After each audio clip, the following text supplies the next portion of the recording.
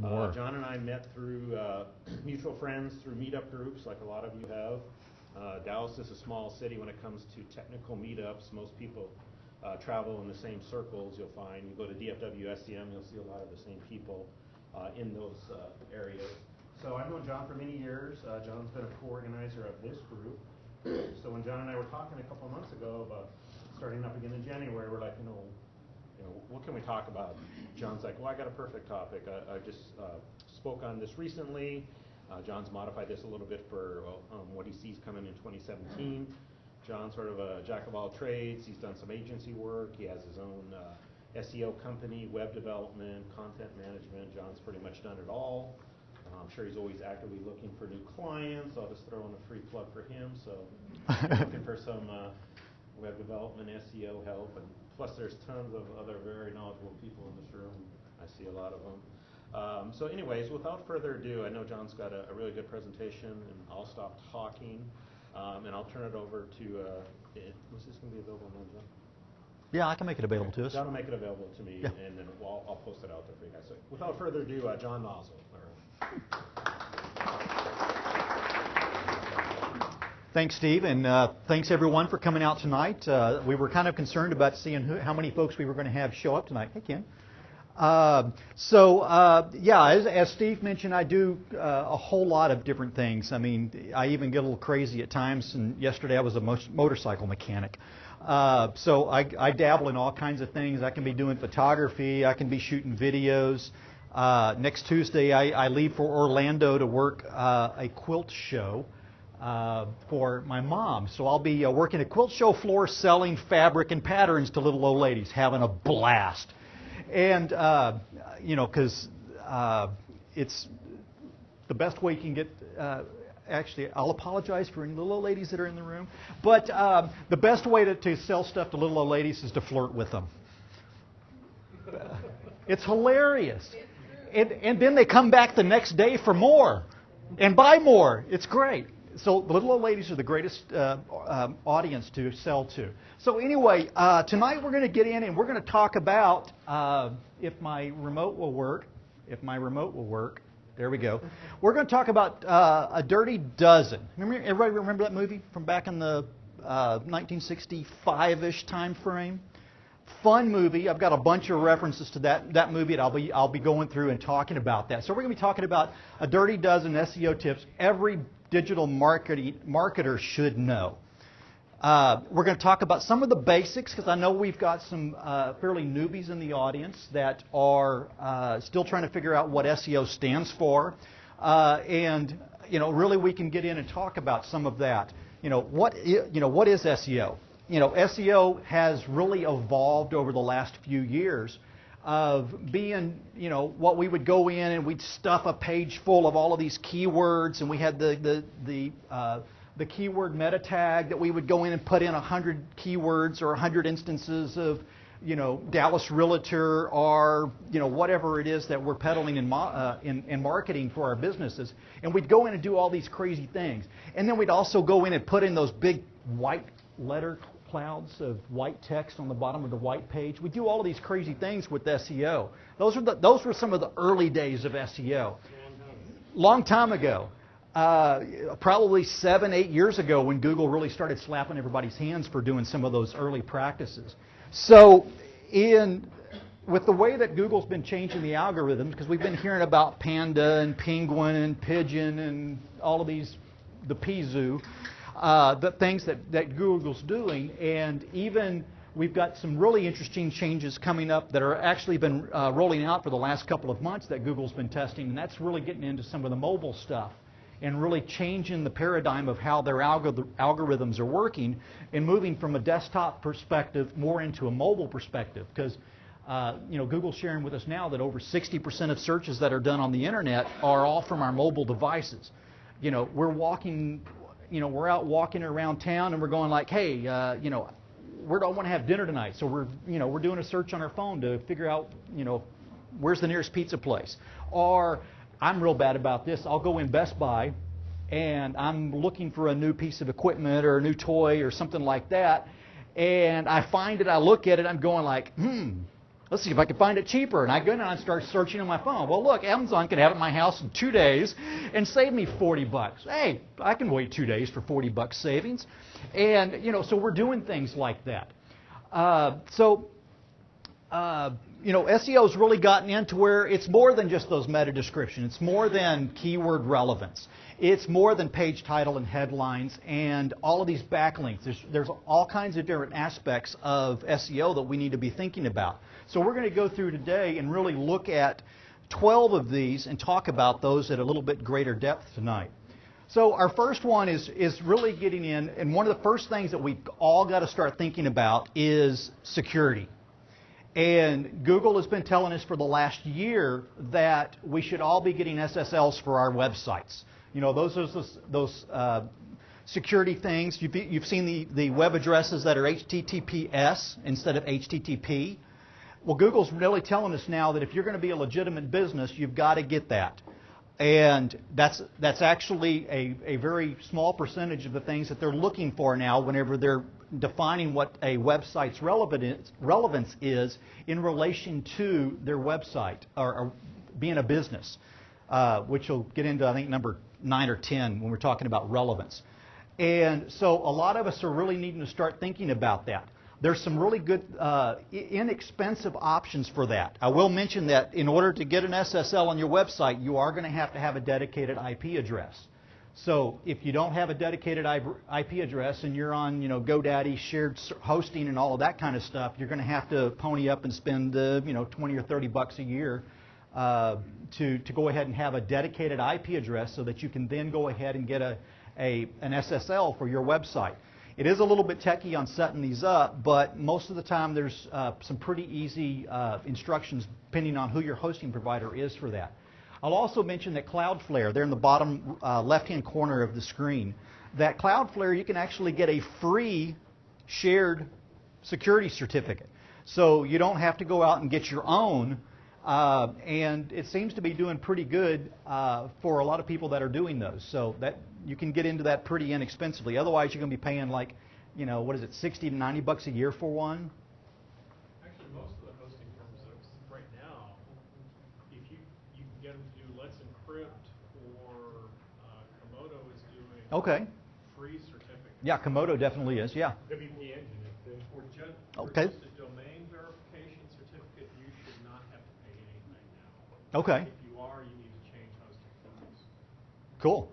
Yeah. WP Engine I know is definitely doing it. If you're paying Cloudflare for their professional level services, it's part of the deal with them. So it is becoming just an added feature that you might look for if you're looking to shopping around for hosting companies.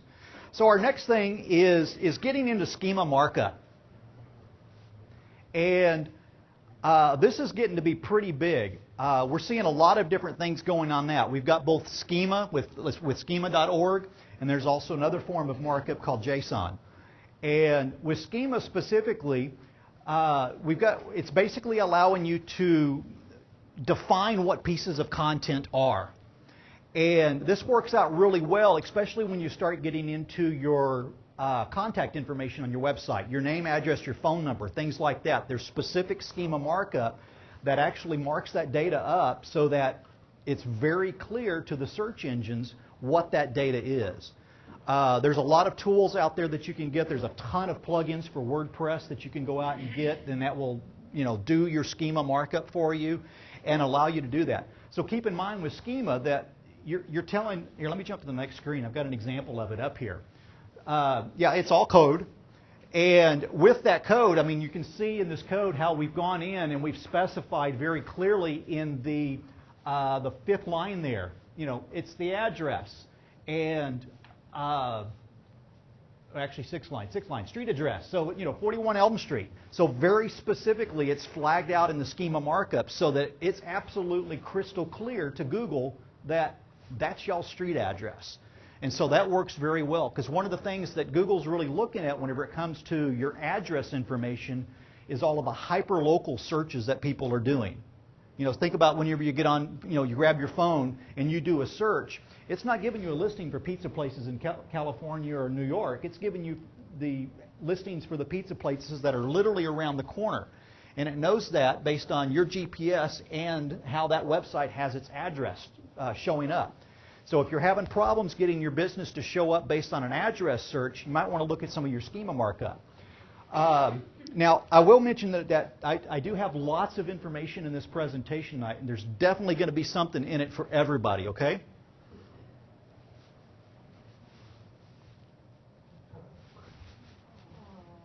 There's all the ahs. So, okay, we got the cat and dog lovers out of the way. So number 3, JSON. Number 3. Okay, this remote's not working. Number 3. JSON. This is another markup style that's out there. And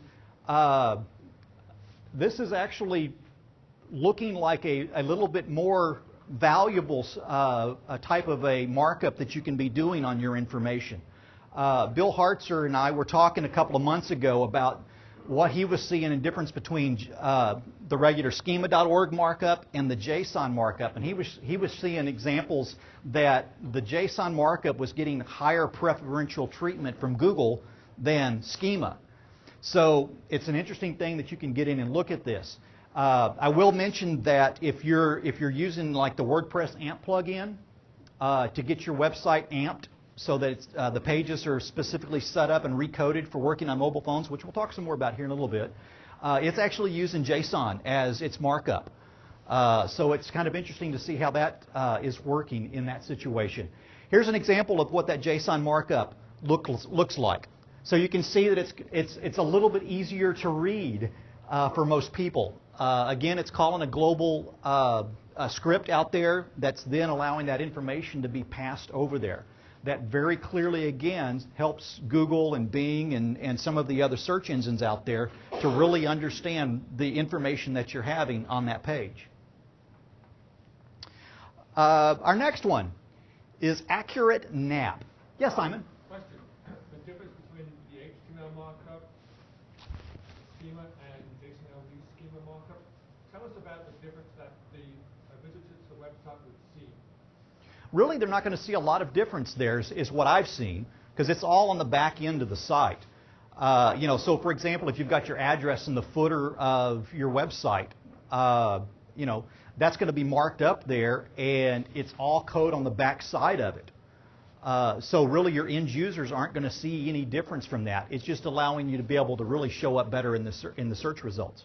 Yeah, Bruce? The big difference is that for the JSON markup, you're going to have some different editor plugins to allow you to save the scripts, because most of the plugins for editing tables, are going to eliminate all of the script for the JSON, because there are some security implications for allowing those tags. Okay. Interesting information. But yeah, definitely, bottom left-hand corner, I've got a link there to JSON.org. There's a ton of information out there, and there's a bunch of different people that have got different plugins and different things like that that allow you to go out and do some custom JSON scripting and things like that. It will take a little bit of nerdy knowledge in order to get in and look at a lot of those. It's actually easier to mark it up. Yeah, JSON is easier than schema, definitely. So back to number 4. So accurate NAPs. NAPs, which is our name, address, and phone numbers. How many times have you been out and looked for a business's address and you find out that their phone number's wrong, or they moved 6 months ago, or different things like that? That's one of the big things that Google is really looking at this year, or they have been looking at for the last couple of years. But a lot of people aren't thinking about that. One of the big things that you want to also look at is making sure that across the internet, all of the instances of your NAP is valid and accurate. I've been working with Chris, and we've discovered some old directories for, like, I don't even remember some of them that I sent to you the other day. But we found spots that literally there were 3 different bad addresses for her business. And if you were in the certain place at a certain time, that address would be served, which was 2 miles from her current location. So in the situation where somebody was looking up her address, it's not going to work if that customer was on that particular website. So we've got to really make sure that we're listing all of those. So if you're doing house maintenance or something like that and you're on house, you want to make sure that that address is correct. And another thing to keep in mind is to make sure that it's consistent. So for example, if you've got a suite number, how many different ways do you know of to spell out suite? People spell it out, some people just use the number sign, STE, all of these different abbreviations that people might be using for that suite is little subtle differences that Google's not, well, actually Google's getting better at it, but whenever it was first really looking at those addresses, they were struggling with that. A suggestion for you to check out and see if your current NAP is accurate or not is go out and check out advicelocal.com. I had a hard time putting that in there, but oh well. Only a few people in the room know why I said that. But anyway, so check out Advice Local because you can run a free report on their website and they'll show you like the top 50 directories that are out there. So, they'll show you Bing, Google, Yahoo, some of the yellow pages, different things like that. And it'll show you what their directories are actually showing your address listing as. And it's a pretty cool little service to be able to go out there and run that free report. It takes a little bit to run it, but it gives you some good information so that you could actually get in and start fixing some of those directories.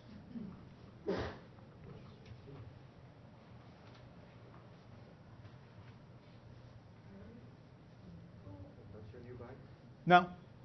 I told you there's something in here for everybody. Popular content.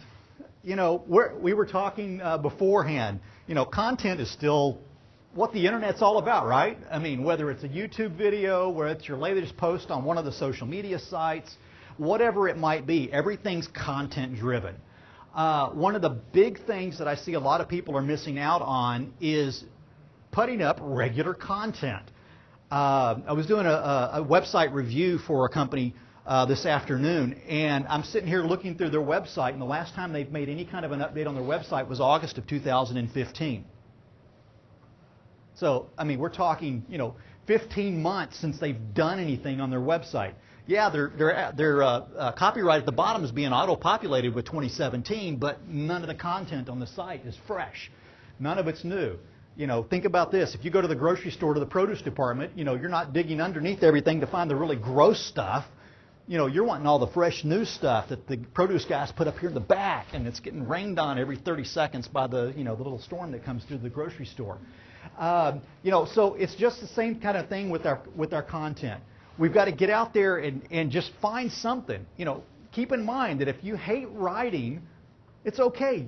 There's other forms of content out there. I mean, one of the easiest things, and Gary can attest to this, video, putting together a quick, 30-second video or even a 30-minute podcast like you're doing. Some of those things are so easy for you to put together. Yeah, it's a little bit of time to prep and all of that stuff, but it makes great content for him, and that's why Gary's in the position he is in the podcasting world with his topics around softball and all of that, is he's gotten out there and very easily gone out and created content. I'm creating content tonight with this camera. Yeah, it's still working. I'm creating content tonight with this camera, and I'm hoping that tomorrow I'll have this video up, so if you want to come back and rewatch this again and watch Chris run into the door wrong, she's going to get me back for that. So there's content out here, and I mean, I'm here, I'm doing this presentation. Why not reuse this content? It works out very easy for you to be able to generate more content and keep that going. And keep that popular stuff going. If you find a blog post that's working well for you, milk it for all it's worth. I was talking with my mom the other day. We were looking at some of her content, and she's got how-to videos that she puts up on YouTube. And she'll go in and look at how many views she's actually had on those videos, and then she'll take the ones that her top 5 and go out and repurpose them and reuse them on what's that social media site that everybody's on? Facebook. Whew. I'm already forgetting about Facebook. But she's going out and sharing those videos on Facebook to even drive up the content even more on the views of that. So find out what's working really well for you and reuse it. Make more stuff around the same type of thing. in her situation, I'm going to have her go in and say, okay, you touched on this one little thing here. Let's take that little point and bring it out and create a whole other video. It takes 2 or 3 minutes for her to put it together. And, 3-minute video is worth 1,000 words in a blog that you'd sit out and have to write and take a bunch of pictures for and put it all together. Put that little video together, and it's gold for her. So number 6, you are what Google eats. And Google likes good content, as we've already mentioned. They're looking for content that's from experts, that's authoritative and trustworthy. So they're looking for the kind of content that really provides good, meaningful information for people. And in that situation, so we've got to be able to think about how can we get out there and find people. And Lisa's not in here yet. Lisa Duty does a lot of social media stuff. And I love to share one of her stories, since she's not in here, is she's always trying to find people that are authority figures in an industry to share her content. So she'll go out and, ask them a question on social media and said, hey, what do you think about this article? To kind of prompt them a little bit to go ahead and start answering her back, which then their audience would actually get out there and see. So what can we do to get out there and think about different ways of us be able to become an expert or an authority and really coming up with that trustworthy content as being the source for where you would go to find information about whatever that subject is. Chris, you're going to get a lot of advertising tonight, aren't you? So Chris, one of the things that we've discovered as we've been working with Chris is none of her competition is really producing a lot of YouTube content at this point in time. I don't know if it's because they don't want to, if they hadn't figured it out, or they don't have a smartphone or what. But, so Chris is really milking that, and she's getting a lot of good traction with her YouTube content that she's doing on basic things of, how to do a self-inspection of a garage door, how to, lube your garage door, different things like that she's going out and doing just simple little videos and really coming up with that content that's answering a lot of people's questions. So the next point is really talking about that prominence with Google. Google's really trying to define authority levels nowadays with search algorithms. Whew, I'm using a lot of big words tonight. I'll be ready for one of those beverages in those coolers over there. So Google's really wanting the prominence of the people that they're doing. So, think about things. Have you gone out and, gotten Google to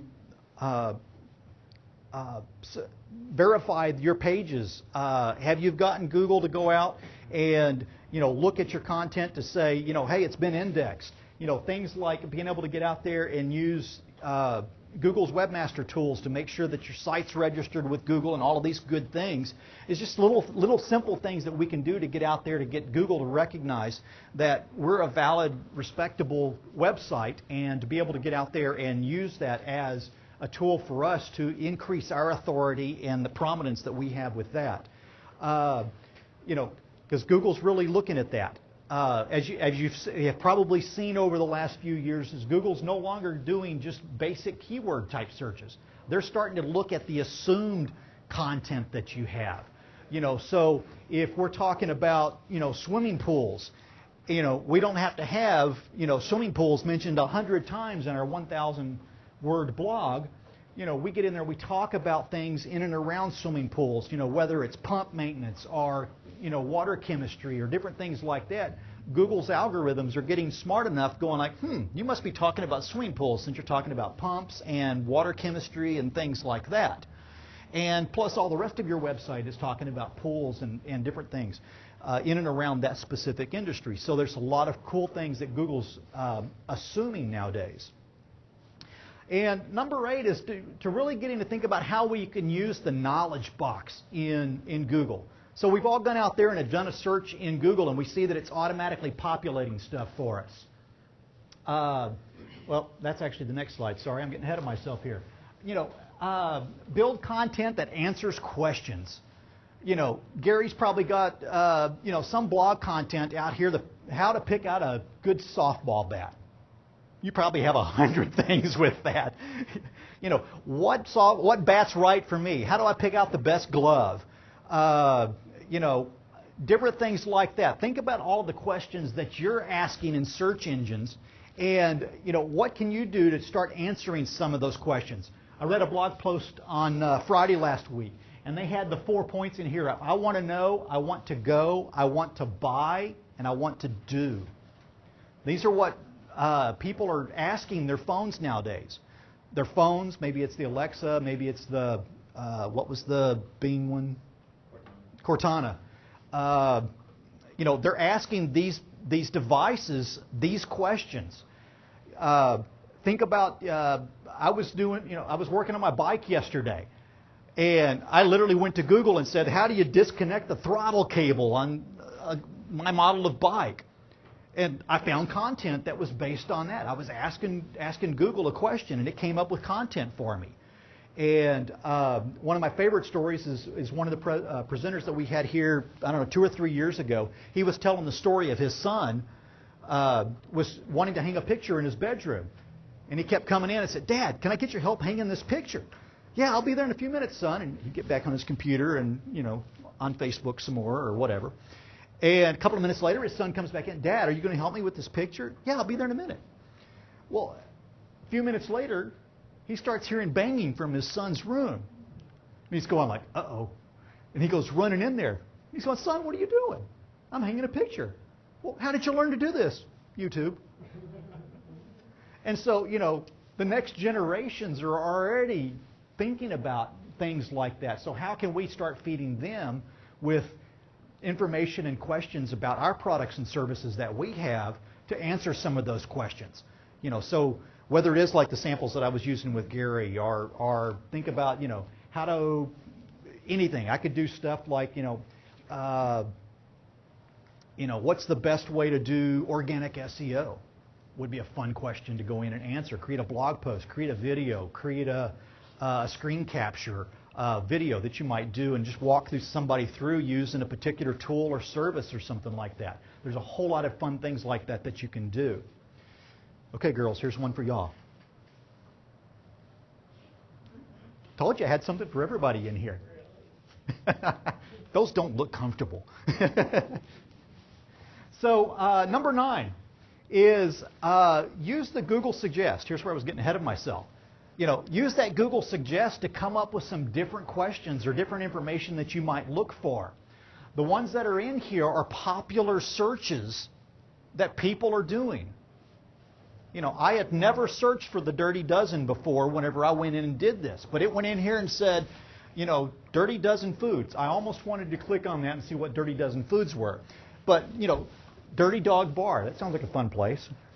But anyway, so Dirty Dozen. So I was going in and I wanted to know, you know, when was the Dirty Dozen released? I wanted to know how old I really am. But, you know, so take advantage of looking at that. Go through and put in different searches in association to yours, whether it is softball or garage doors or, you know, WordPress or whatever it might be, web development, whatever. Go see what kind of things people are searching for and take advantage of some of the suggestions here. And it's really a gold mine if you can go out and find something that is a hot item that's suggested here. But then whenever you go look at the content, there's not somebody really directly answering that question. There's you an opportunity to go in and create some content that 100% answers the question that maybe somebody was typing in here. So look for things in like that in and around your industry that you might choose. Number 10, AMP.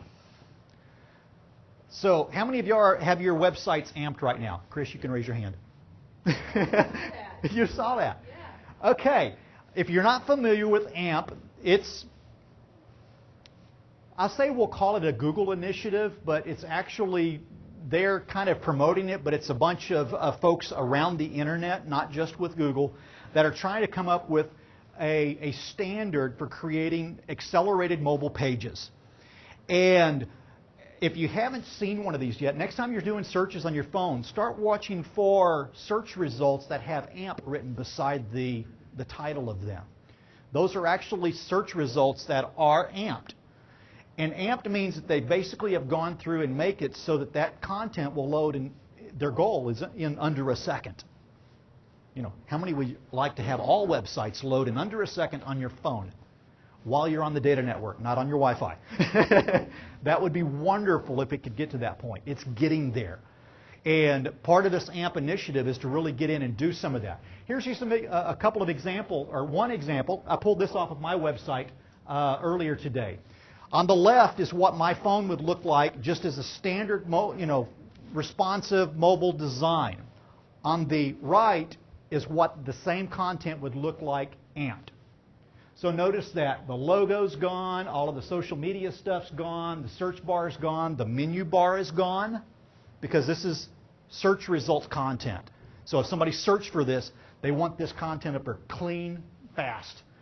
And you can see it's very basic formatting, and it's really a cool thing to see whenever this is working very well. And for those of you that are using WordPress for your site, you know, there's a plugin out there that's part of the AMP project, I think is the one that I'm using right now. And it allows you to be able to literally drop that plug-in on your site and then wait a couple of days and see what Google's search console tells you is happening with your AMP pages. You can actually go in, it'll tell you how many pages it's indexed that are amped and how many pages have errors on them and different things like that. So there's some really interesting things you can do with that. If you want to see if your blog content, and that's specifically what it's looking at right now, is your blog post. If you want to see if one of your blog posts is actually amped, just go to the regular page and then add a /amp on the end of it. So act like you're trying to go to another directory for AMP. And that'll show you what that AMP page would look like no matter what device you're on. So it's a really nice thing to do. Sorry, what's the plugin called? AMP? It's just called AMP? Yeah. And the specific one that I'm using is actually the one that's by the AMP project. So it's literally the open source AMP guys that are defining what the standards are for that. There's probably 2 or 3 dozen of AMP plugins out there, but that's the one that's working out really nice. And we were talking about JSON earlier. That AMP plugin from the AMP project is using JSON as the markup on that. So it's very, very clean. So basically what's happening is it's stripping all of the JavaScript out. It's stripping all of your style sheets out. It's stripping all of your extra bells and whistles that you've got in your code out to where it's just specifically the content itself, and then using a universal style sheet, a universal script, JavaScript, to display this content. So literally that one page on my website is formatted and looks exactly like what one of Bill Hartzer's content is, which is exactly like what one of Chris's pages looks like in that AMP format. And it loads fast, which is the beauty. I mean, literally that page will load in about 30 seconds, or 30 seconds, a half a second. 30, whatever.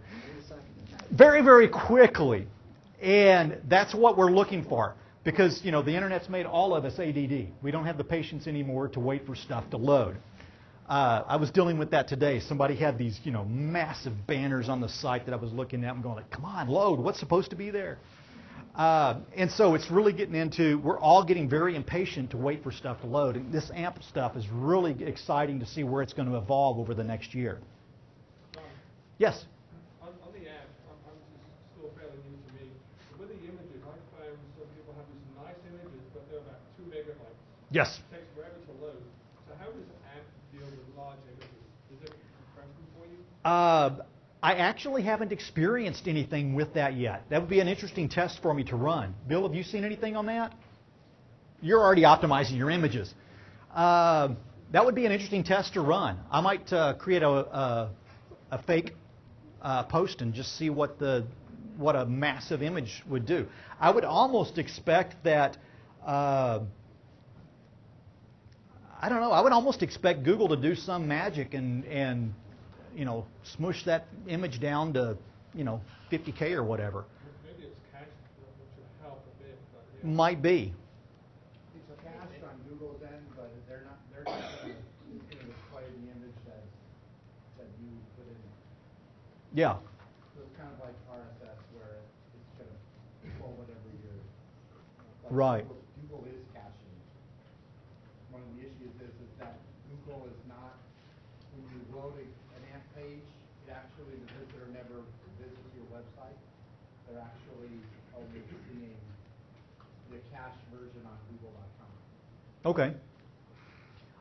And also it uses the featured image. In WordPress, it's using the featured image as the image there. And that featured image actually has limitations that's not going to let you put that big of an image in there. So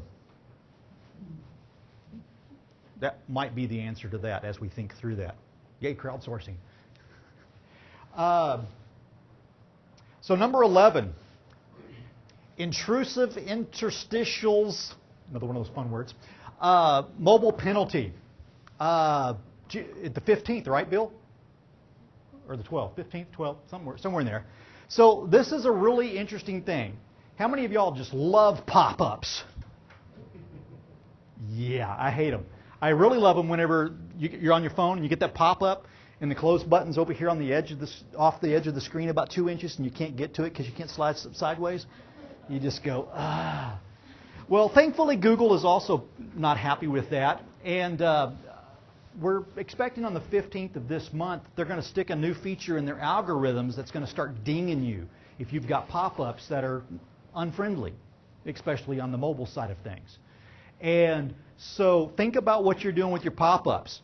A lot of folks in the industry are saying that right now the best option is to not have a pop-up on your home page, but have pop-ups on other pages in your site so that you can actually, have a call to action on your product or service page, but not on your home page necessarily, so that it works around this. And then also look at your pop-ups that you're using and make sure that, eat your own dog food for a few minutes and actually pick up your phone and go look at your own website with your phone. I'm actually surprised how many clients that I talked to. I said, have you ever picked up your phone and looked at your own website? No, why would I do that for? So you know what your customers are experiencing and realize that your mobile responsive menu bar goes off the bottom of the screen and you can't get to it, and you're wondering why nobody's contacting you from their phone? That's not your site, Chris. But there's a lot of things like that we can look at. So these pop-ups specifically that Google's going to be looking at is really those ones that are taking over the whole screen and just, they're looking for things that are those items that are going to be hanging off the screen because they're not optimized for mobile. Responsive stuff and things like that. So that's going to be something that's going to be interesting to see how that starts affecting results. And I expect there's going to be lots of fun content written after the 15th on that. So you might look for that with Search Engine Journal and Search Engine Land and those guys to see what they're going to be talking about in relation to how this is affecting some of their clients and their websites that are out there. So the last one, number 12, is this one's painfully obvious, but so many people don't think about this. And that is fixing your 404 errors. Don't you just love it? You're out here searching along and you're reading some content and all of a sudden you come to that dead end, a 404. Well, those are affecting not only your customer experience on your website or your potential customers, but it's also affecting the way that Google's starting to get out there and think about the algorithms. If you've got a ton of 404s on your website, because maybe you've had an SEO, that's somebody who does search engine optimization, come into your website and say, oh, we got to rename all of these pages and all of this stuff. And every time they go in and start renaming these pages and changing up the URLs for your content, it's creating a broken link from somewhere by somebody. And so I would encourage every single one of you to make use of Google's Search Console and go in and look at your errors. Make sure that you've got those errors fixed. And get into a habit. If you're going in and doing some optimization on your website, as soon as, in fact, I'll even do it before I finish making the change. I'll go in and set up a 301 redirect for the page that I'm changing its name for so that it immediately has a redirect in there. And that's going to really be able to be a big benefit for you in regards to making sure that your content is staying fresh, especially when you've got third-party websites that are linking to your content. Or you've shared something on social media and somebody's digging back through their Twitter feed just looking at stuff, 6 weeks after you posted something and you've already changed that URL, so there's a broken link now. That's a bad customer experience. And those types of things can turn off a potential customer for you. So a couple of other things I was going to throw in here is, and I just totally went blank on what that was. Bummer. It was something good. Yeah, I'll just start talking. Pre-number 13, it'll come back to me in a minute. So, really the conclusion is we've got to think about our security. We've got to make sure we've got those HTTPSs on our websites, especially if we're any kind of a business. Make sure that they're working. Go get in to Google Chrome and bring up your page and make sure you've got that little green lock in the navigation bar at the top. If it's got some errors on it, figure out what those errors are and get them fixed. Most of the time I find out it's because you've referenced an image that's under HTTP and not HTTPS. Just simple little fixes that you can get in and make changes to clean those up so that you get that great little green lock up there so that people are going to be a little more open to maybe giving you an email for signing up for a newsletter or maybe calling you up to do business, or especially if you're doing any kind of e-commerce stuff. That's the first thing I look at anytime I'm fixing to give somebody a credit card is I make sure that little green lock is up there in that nav bar. And if it's not, I start going like, what's going on here? And I'll put on my nerdy hat and pull up my, this console that I've got that shows me all the errors on the page and say, oh, it's just an image broken. Okay, I'll give them my money. But, getting in to look at that. Coding is the big thing. So SEO is getting more technical nowadays in regards to it's all under the hood stuff. It's not just the words that we're putting on the page, and we're not trying to load everything up with keywords specifically. But we're getting in and doing a lot of code things. And reusing reusable content. How can you milk the content that you've got for all it's worth? I love whenever I get in and find, now that Lisa's in the room, I can pick on her. One of her blog posts that she wrote, 5 years ago, on what is a virtual assistant. She wrote it like 5 or 6 years ago, and it's still her top content on her website. I mean, you're getting what? A couple of hundred a month on. I don't even know. It's pretty funny though. Yeah, I mean, it's funny, because back in the day she was trying to be a virtual assistant, and so she wrote this thing because she was trying to create good, focused content, and it's now one of her hot pieces. I also look at how I can even repurpose stuff. For example, on social media, I do some things with social media with some smoke and mirrors, and I have a bunch of tweets that are auto-spinning out there, and I can always tell whenever certain ones of the tweets that happen, every time they post, which happens about every 5 to 6 weeks, they'll repeat. I always get a whole new wave of people liking and commenting and sharing that tweet. So, I mean, there's a lot of ways that you can do things like that. Same thing on your video content. Get out there and share it on all the social media sites and really be able to use that content. Get your money's worth out of it. You spent a couple of hours putting together that blog post, that video, that how-to, that white paper, whatever it is. Get out there and do a lot of great things with that. Share it. And then mobile. I expect that we're going to see some really interesting things, and I just remembered what it was. Yay! So mobile is big. I expect that you're going to be seeing a lot in the whole search industry this year, that mobile is the big thing. I was sharing before we got started this evening that at the State of Search back in November, one of the big things one of my favorite takeaways from the whole thing was the relevance of how voice search is starting to really make a dent in the industry. I mean, think about how many times you pick up your phone and you ask Siri, you ask Cortana, you ask Alexa, whoever it might be. You're asking them specific questions. And I'll share this with you. My favorite thing to ask Siri on my iPhone is how to spell a word. Okay, because you all remember back when we were, those of us that are a little bit older and, have the certain hair part that I have, remember that, our parents and our teachers always said, well, go look it up in the dictionary. And you're going like, I don't know how to spell it. How am I going to look it up? I still try to look it up in the dictionary. Still can't spell it. But Siri's great because she actually understands me. And she said, well, here's how you spell this word. And she'll actually spell it out for me. And I'm typing it in and she's spelling it. It's great. There's things like that. We're all, think about last time you went on vacation.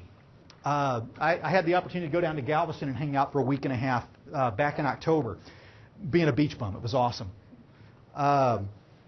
And I'm asking Siri questions like, where's the best pizza place in Galveston?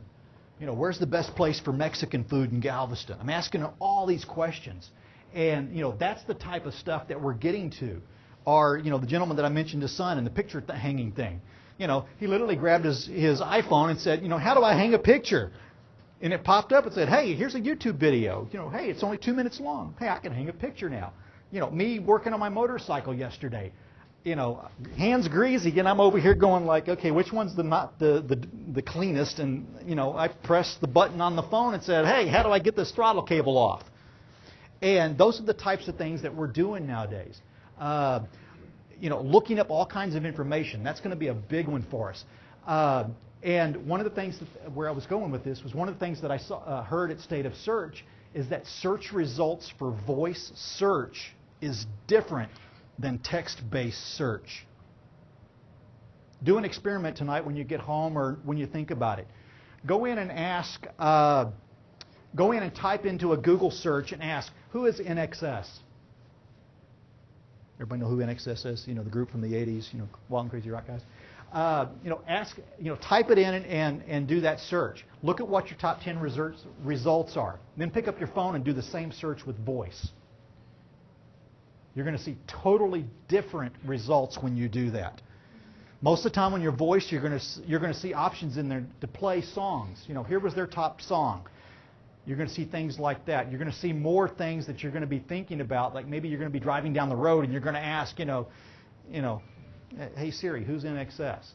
And you can go through and start thinking about that. So think about how we can start creating content to be able to meet that need as the year goes along. I don't have any good suggestions at this point because it's still in such its early phase, but be watching it. Think about how you can do that. I'll use Chris for example. One of the funniest calls that she always gets is somebody's calling from their garage and they can't get the garage door open. And so they're having to do tech support for them and said, well, that little red handle up here, you can pull that and then lift your garage door up. And, if she was able to go in and, I'm stuck in my garage, how do I get the door open? Kind of a search. That's a whole lot of words. But those are some fun things that could go in and start trying to come up with things that are meeting that new need that we're going to have. So I really see that 2017 is going to really be the year of mobile and voice search. So it's going to be interesting to see what evolves through all of that and go from there. Yes, ma'am. One example, like that little girl over dollhouse and cookies. Yes. Yes. Your 3 and 4 year olds know how to use Alexa, and if you've got your Amazon Prime in there to go, they're going to go shopping. Why didn't they just return that? I don't know. They probably did. It wasn't as much fun in the news feeds. But or I could joke about one of the guys in the office where I used to work had Alexa in the office, and he was using it to play music. Hey, play Sting. Okay, starts playing Sting. Well, every time he'd leave the office, all the other guys would come into his office and create shopping lists for him of all kinds of really interesting items. And, so he finally ended up taking Alexa out of the office because he got tired of him doing that. But it's totally funny. So if you see somebody that's got an Alexa in their house and, hey, my glass is empty. Could you give me another beer? Sure. And play with Alexa while they're gone. So anyway, this is definitely going to be a really interesting year to see what's going to happen with voice search. I expect that we're going to be back here in January of 2018 going like, man, did you see what happened with voice search? Voice search is now, 80% of the search traffic that Google's dealing with. Who knows? It's going to be interesting to see. So let's open it up for some questions. Any other questions? We had a bunch of them. Yes, ma'am. This may be too deep dive because did a great job on Google Planner. I really enjoy all of the selections you made. I can't get my darn security work to work, and I bought SSL Search, but it's been 10 or 15 years. I Right. have my own dedicated server now, and with only one IP address. And my hardware people keep telling me to go get the free crap. I'm happy to spend hundreds of dollars per client on this. Right. I'm fine to do it, but I don't know how to make it work. The really big details. So, can you talk a little? Are you on an Apache server or a .NET server or a Microsoft-based server, IIS or? Linux. Okay. Panel. Yeah. So cPanel.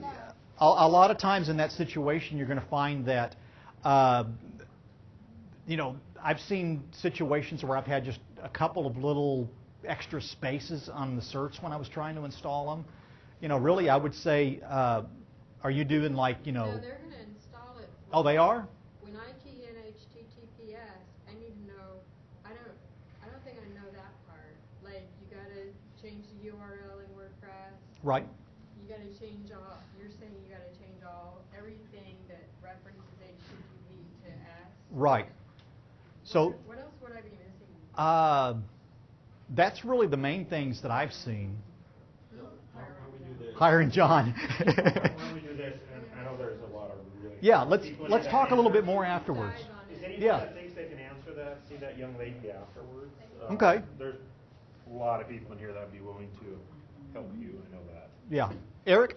Oh, that was. Yeah, Eric was throwing his hat in the ring too. So Bruce and yeah, Bill, Bruce and Bill a lot and of- Simon might even dabble a bit in that. Tony Sakala probably knows something. Yeah. Like that. Tony If you just pay- if you hid. pay him well enough. So see that young lady over there. If you guys feel you have an opinion on that. Cool.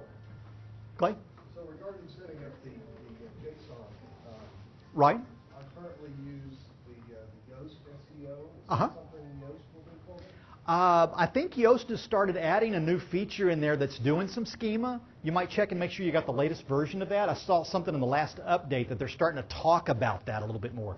I don't know if they were actually writing it or if they were just checking it. I remember just glancing over that and I went, oh, I'll have to remember that and look at that later on. Eric? I know all-in-one SEO has schema built in, Okay. but I have not seen anything about JSON. I believe Yoast has schema built in as well.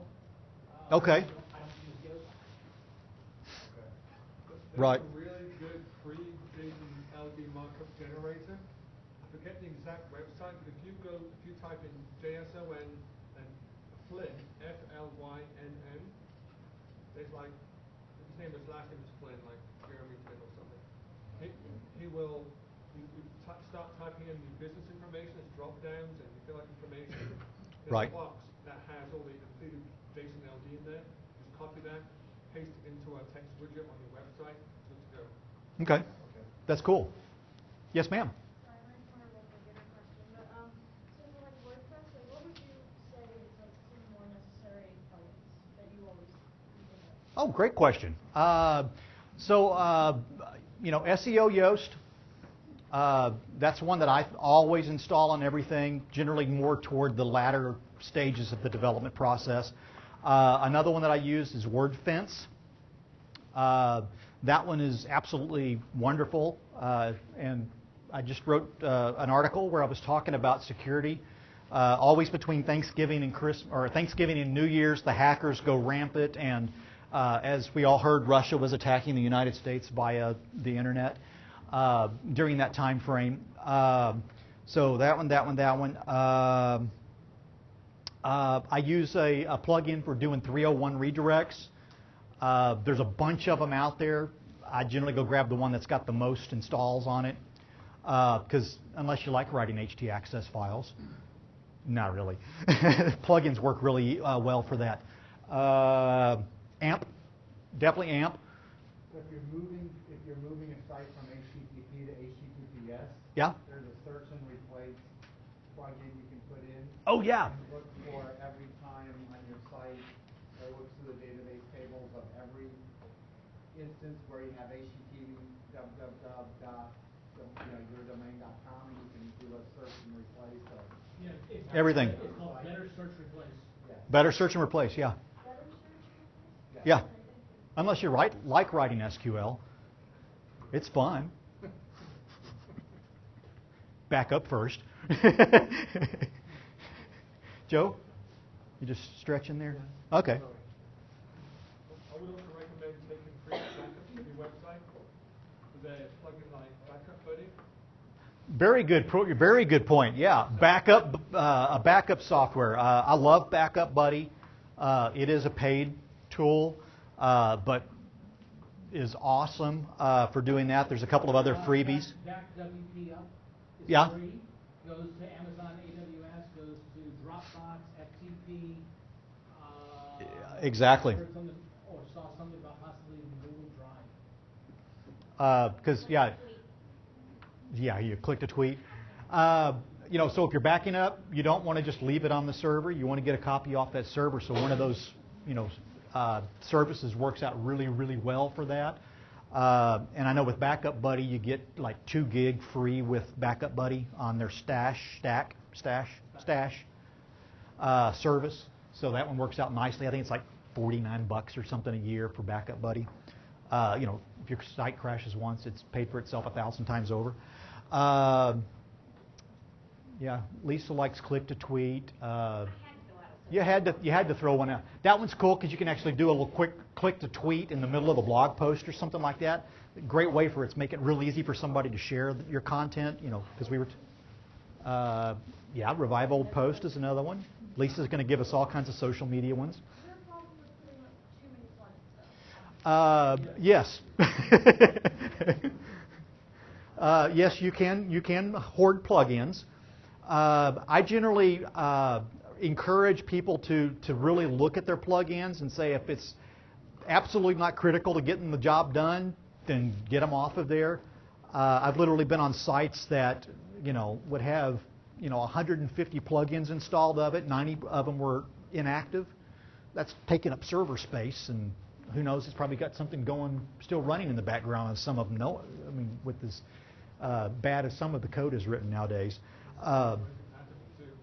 Yeah. It really kills your backup. So why backup stuff you're not using? So do some regular housekeeping, and I encourage that all the time. Keep your sites updated, secure. Run all kinds of tests on them and make sure that everything's good. And definitely, on at least a monthly basis, sit down with your phone and I stopped myself from saying what I was about to say. The previous room that we used to read in is now for doing email and testing your websites in. Chris got it. How? Tough audience tonight. Nobody wanted it, though. We gave it back. But, be sure to go through and test your websites. Another great thing is my favorite test base to go test my a development project that I'm working on is I go window shopping at Best Buy. And I go load the websites that I'm developing on everything in the store. So literally when I leave the store, they've got to go take all these screens off of all of the browsers because I've gone on every one of the Galaxy tabs. I've gone on all these phones that they've got active. I get on all of the tablets, all of the big screen Macs. And that's another point. 4K. All of these 4K smart TVs that are out on the market. Test your websites on these 4K monitors. You'll be surprised how bad they look on a 4K monitor. Especially if we're still kind of doing the old school thing at 800 or 900 pixels wide for our content, and it gets on that 4K, and you got all this extra space out there. I've even seen where images just stop, and we're attempting to do this parallax style. So start thinking about testing on even some of that equipment, because that's I think that's going to be another area that could get to be really interesting with how we need to be able to present information.